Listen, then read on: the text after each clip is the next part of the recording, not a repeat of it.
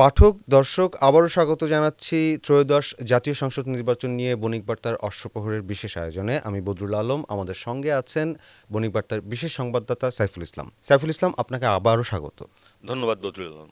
আমরা একটু শুরুতেই জানতে চাই যে ভোট গ্রহণ শেষ, ভোট গণনা চলছে, বেশ কিছুটা সময় অতিবাহিত হয়েছে।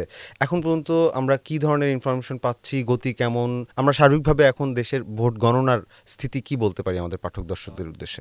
আগের নির্বাচনগুলো মোটামুটি হচ্ছে যে 8টা-9টার দিক থেকে হচ্ছে যে একটু স্পষ্ট হতে থাকে যে কারা কারা এগিয়ে আছেন।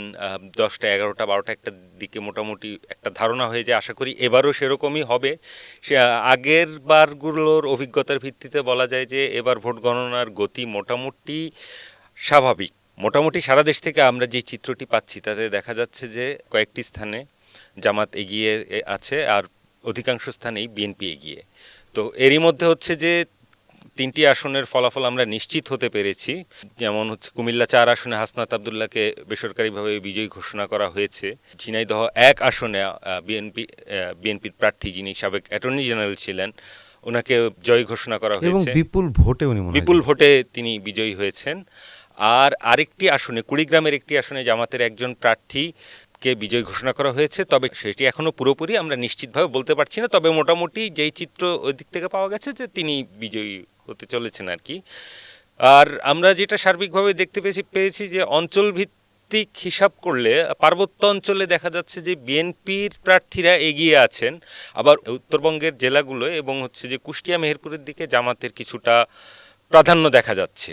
যদি হচ্ছে যে দেশের মধ্যাঞ্চলের কথা বলি, যে রাজবাড়ী, ফরিদপুর বা অন্যান্য স্থানে মোটামুটি সার্বিকভাবে বলতে গেলে বিএনপি এগিয়ে, তবে বেশ কিছু আসনে বেশ হাড্ডাহাড্ডি লড়াই হচ্ছে। আমার দ্বিতীয় প্রশ্নটাই যেটা আমি আসলে করতে চাচ্ছিলাম, যে আসলে এখন পর্যন্ত যা প্রবণতা আমরা দেখতে পাচ্ছি, তাতে কি আসলে এই পরিস্থিতিটাকে একদম হাড্ডাহাড্ডি লড়াই বলা যায় কিনা? আমরা যেটা দেখতে পাচ্ছি যে বিএনপি হচ্ছে যে বেশ কিছু আসনে এগিয়ে আছে, কিন্তু হচ্ছে যে এর মধ্যে অনেকগুলো আসনে আবার বেশ জমজমাট লড়াই হচ্ছে। যেমন আমরা এবারের নির্বাচনের বেশ আলোচিত একটি আসন ঢাকা 8, যেখানে আমরা প্রাথমিকভাবে খবর পাচ্ছিলাম যে কিছু আসনে নাসিরউদ্দিন পাটোয়ারি এগিয়ে গেছেন। আবার পরবর্তীতে আমরা যে খবরটা দেখলাম যে মির্জা আব্বাস এগিয়ে গেছেন। তো আমার ধারণা এই আসনটা হচ্ছে যে বাংলাদেশে যেসব আসনে সবচেয়ে কঠিন, মানে ক্লোজ কল ফাইট যেটাকে বলে, আমরা দেখতে পাবো। তার মধ্যে এরকম একটা হচ্ছে যে ঢাকা 8। একই রকম চিত্র আমরা বেশ কিছু আসনে দেখতে পারি। আজকের ভোটার যে উপস্থিতি এবং কেন্দ্রভিত্তিক পরিবেশ কি গণনার ফলাফলে প্রভাব ফেলতে পারে বলে আপনি মনে করেন? স্বাভাবিকভাবেই ভোটারদের উপস্থিতি তো গণনার ফলে প্রভাব ফেলবেই, কারণ ভোটাররাই তো দিন শেষে ঠিক করবেন কে তাদের প্রতিনিধি হিসেবে সংসদে যাচ্ছেন। তো কেন্দ্রগুলোর দূরত্ব বা কেন্দ্রগুলোর ভোটার সংখ্যা, এই কারণে হয়তো অনেক কেন্দ্রে ভোটার সংখ্যা অনেক বেশি, সেই কেন্দ্রে হয়তো গণনা একটু দেরি হতে পারে। আবার সেই ফল কেন্দ্র থেকে রিটার্নিং অফিসারের কাছ পর্যন্ত পৌঁছে সেখান থেকে নির্বাচন কমিশন পর্যন্ত আসতেও হচ্ছে যে কিছু সময় তো লাগতে পারেই। কিন্তু আপনি বলছিলেন যে আমাদের গণনার গতিটি স্বাভাবিক, আরেকটি অংশ আছে, মানে গণভোটের কথা বলছি আমি। তো সেই স্বাভাবিক গতিতে যদি আমরা চলি, তাহলে তো ভোট গণনা শেষ হতে আরও দেরি হওয়ার কথা।